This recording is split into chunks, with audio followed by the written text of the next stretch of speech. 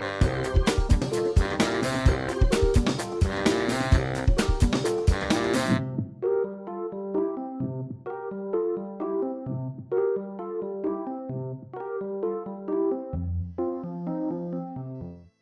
are a number of ways you can avoid delirium. The first thing is to be aware it will happen. So if someone has dementia, we say if they are unwell, expect a delirium. What you can do is make sure the person is well hydrated, that they eat, that they keep mobile, that they're not given drugs that are going to make them worse, that they've got their spectacles, they've got their hearing aid, and preferably they've got someone who's familiar with them near them. That sort of orientation makes a huge difference for someone with delirium, particularly say after an operation. One of the things that we do is put a fact sheet in the patient's record for the staff on the wards, outlining appropriate care for that person. We'll do a baseline cognitive assessment, and including the confusion assessment method. And the other thing that we try and do now with families, if they're present, is to do, for both dementia and delirium patients, is a top 5. So 5 things that you can tell me about this person that will help the nurses look after them. For instance, they might like their cup of tea a certain way. They might like their medications at a certain time. If those sort of things are required to make them feel more comfortable, we should try and provide that for them. Secondly, if someone's identified as being at risk, for instance, of falls because of their confusion, then we can put them in an area where they're more easily observed, and put them in a bed perhaps that's going to be a bit safer and is going to prevent falls. When Rod was in hospital, I think one of the most important things was about the communication. So important that Mum was able to tell the medical staff what her mental state was like, how she'd been at home, what she was doing.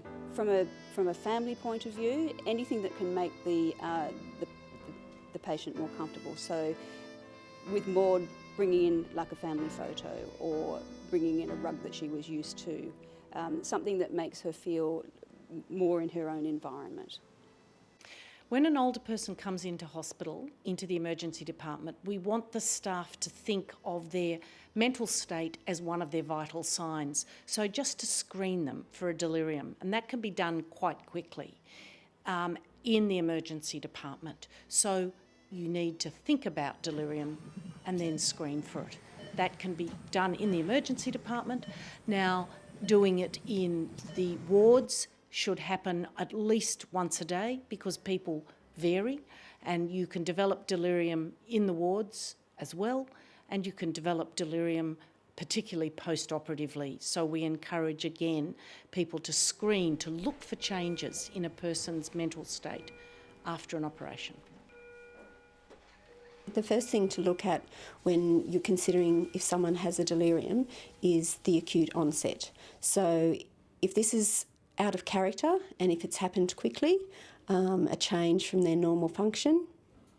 Also, if they have problems with attention, so they can't keep track of what you're saying, and then also look for things like a disorganised thinking, if they're rambling in their talking, and if they're changing consciousness, so if they're hyper alert, or so if they're fidgety and agitated, or even if they're slowed, that's a change. If they're slowed and lethargic, that could indicate a delirium as well.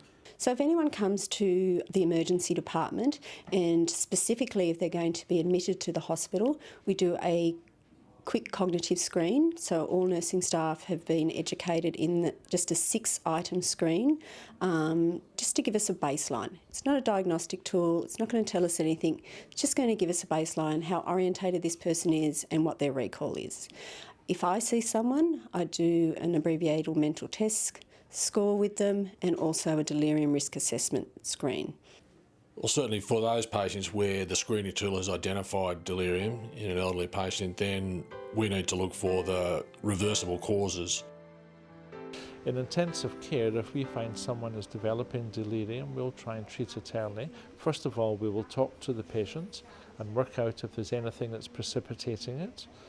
Also, speaking to the relatives if they're there, can give us more information. We try and work out what the cause is. Other times there may be many causes, and obviously if you can find a cause, you try and treat that cause. Part of the treatment is supportive, so managing the person, making sure that they're well hydrated, that they're eating, that they're sitting up in bed and not just lying, doing nothing, and then you look for the cause. There is usually a medical cause to delirium. It could be a bladder infection, could be a change in drugs, it could be drug withdrawal, can be a whole range of things. Low blood oxygen, you treat that, and then you're also treating the delirium. We were trying to avoid the use of antipsychotics.